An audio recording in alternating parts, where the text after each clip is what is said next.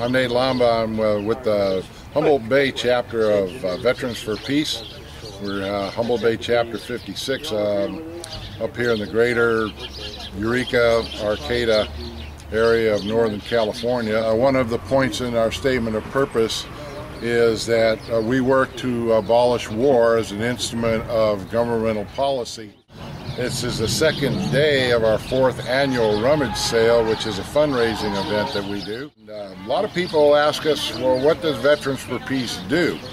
And since we're an educational organization, why we try to focus on educating the public, and especially young people who might be considering going into the military, about things that military life involves that they may not get from the recruiters. Actually, they most likely will not get information from the recruiters. So to help young people, we do things like this resource guide, advice from veterans on military service and recruiting practices. We published this. This is our second edition of it, and we published this and hand it out free to anyone interested, but especially when we encounter young people or we're invited into school classrooms or other venues to talk, we present this kind of information for young people to familiarize themselves with practices that they may not be aware of or certainly won't be told about from from military recruiters. We also do things like we buy magazines like this, Addicted to War, Why the U.S. Can't Kick Militarism. It's kind of a comic book history of what this country is about from a capitalistic, militaristic point of view. It opens people's eyes to some of the truths that they aren't taught as young people. We also buy things like depleted uranium, Medal of Dishonor. We pass these out to libraries around the country, school libraries, public libraries. We offer them to certain teachers in schools so that they too can be aware of things like this.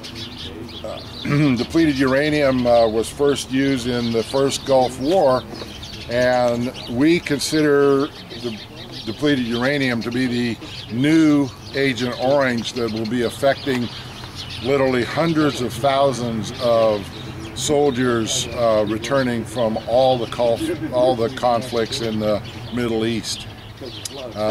We think it's a Holocaust just waiting to hit over the horizon. We've also presented many different events. One of our, a couple of our members developed the Iraq Water Project, which in the First World War, First Gulf War, they went in and started reconstructing water treatment plants that had been destroyed in Iraq by U.S. bombing and whatnot, which totally destroyed the water in the country.